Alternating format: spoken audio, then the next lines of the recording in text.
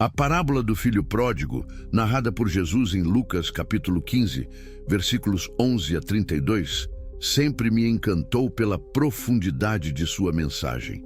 Mas, ao estudá-la sob o prisma do contexto judaico, suas nuances se tornam ainda mais ricas e impactantes. É como se cada detalhe, cada palavra, ganhasse um novo brilho ao ser lido com os olhos daqueles que viveram naquela cultura. Imagine-se na Judéia do primeiro século. Para um jovem judeu, pedir sua herança antes da morte do pai era um ato escandaloso, quase imperdoável. Era como declarar que o pai já não tinha valor para ele. Um gesto de desonra extrema. Êxodo capítulo 20, versículo 12. No entanto, o pai da história concede o pedido sem resistência, mostrando uma generosidade que vai além da compreensão humana. Ao deixar sua casa, o filho se aventura em terras estrangeiras, o que para os judeus significava afastar-se do ambiente sagrado da aliança com Deus. Deuteronômio, capítulo 28, versículo 15.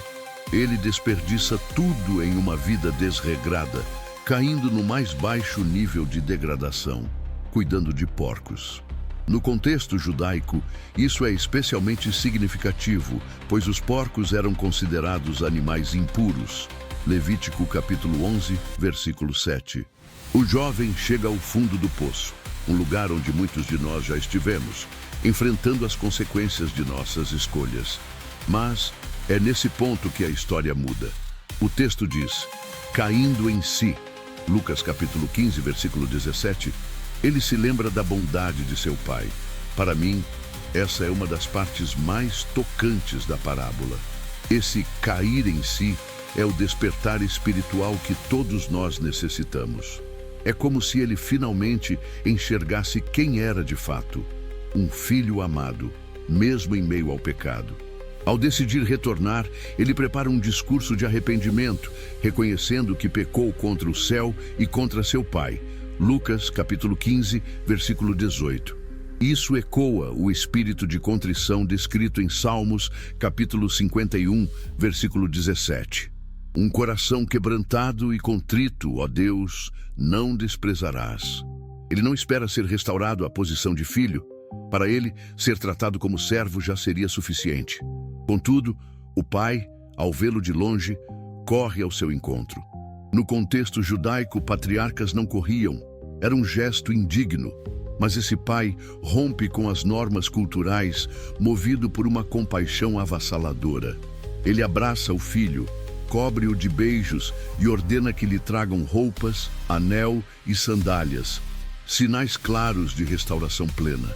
A alegria do pai em celebrar o retorno do filho contrasta com a atitude do irmão mais velho, que se recusa a participar da festa. O irmão representa aqueles que muitas vezes não compreendem a graça divina. Jesus, ao contar essa história, está revelando o coração de Deus, um Deus que busca o perdido e se alegra com sua volta, assim como em Mateus capítulo 18, versículo 12 a 14.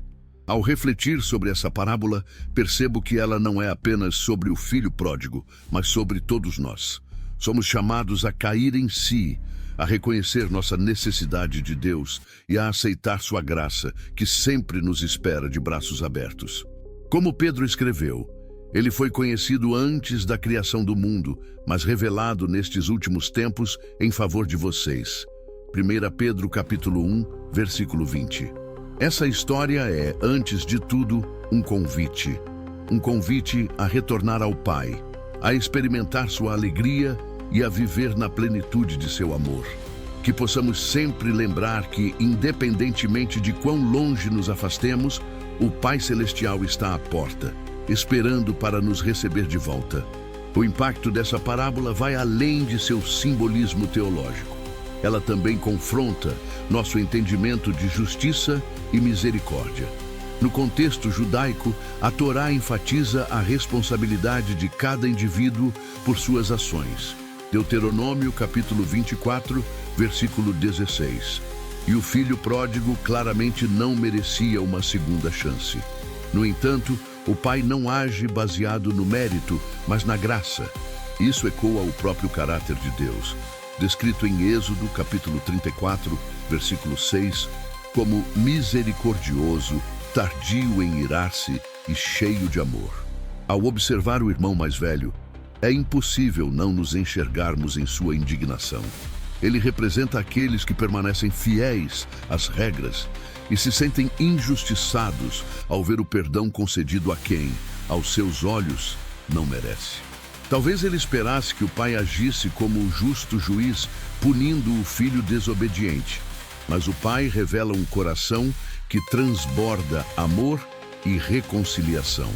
Essa dinâmica me faz lembrar de Mateus, capítulo 20, versículos 1 a 16, onde Jesus narra a parábola dos trabalhadores da vinha, mostrando que a graça de Deus não é medida pelo esforço humano, mas por sua bondade. No judaísmo, o conceito de techuvá, o retorno ao caminho correto, é central. A parábola ilustra isso de forma magistral. O filho pródigo não apenas se arrepende, ele age tomando a difícil decisão de voltar para casa. Esse ato reflete o chamado divino ao arrependimento genuíno, como proclamado pelos profetas: voltem para mim de todo o coração. Joel capítulo 2, versículo 12. Algo que sempre me emociona é como a parábola revela a humanidade de Deus na figura do Pai. Ele não apenas perdoa, mas celebra. Não apenas aceita, mas restaura. Cada detalhe da festa, o bezerro gordo, o anel, as vestes, transmite uma mensagem clara. Deus não quer apenas nos tolerar. Ele quer nos reconciliar e nos reintegrar à sua família. É a essência do Evangelho, o cumprimento da promessa de Isaías, capítulo 61, versículo 10. Regozijar-me-ei muito no Senhor, porque Ele me vestiu com vestes de salvação. Quando penso na reação do irmão mais velho, vejo o desafio de reconhecer que a graça não segue nossa lógica humana. Ele não consegue enxergar que o retorno do irmão não diminui o amor do pai por ele. Esse é um lembrete poderoso para nós, que muitas vezes lutamos para aceitar que Deus ama igualmente todos os seus filhos, independentemente de suas falhas. A parábola nos convida a confiar no coração do Pai, que é incomparavelmente maior que nosso senso de justiça. Ela nos desafia a celebrar a restauração dos outros e a não nos prendermos ao orgulho ou ao ressentimento. Mais do que isso, ela nos ensina que, seja como o filho mais novo ou como o mais velho, todos precisamos de graça. E ao final, fico com a imagem poderosa do Pai de braços abertos, pronto para acolher o perdido e celebrar seu retorno. É um lembrete de que o coração de Deus sempre pulsa por seus filhos, e sua alegria é completa quando retornamos. Como Paulo escreveu, pois foi para a liberdade que Cristo nos libertou. Gálatas capítulo 5, versículo 1. Que essa liberdade de ser amado e perdoado nos inspire a viver em comunhão com o Pai e uns com os outros. O próximo passo é aplicar essas lições em sua vida. Busque a reconciliação com aqueles que você magoou. Ore por sabedoria e orientação. Compartilhe este aprendizado com seus amigos e familiares. Juntos, podemos crescer na fé e no amor. Ative as notificações para mais reflexões inspiradoras. A parábola do filho pródigo é mais do que uma história.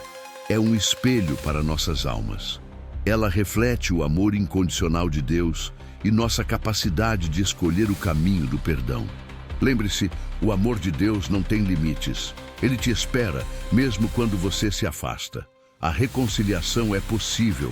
Pratique a misericórdia e o perdão, não apenas para os outros, mas principalmente para si mesmo.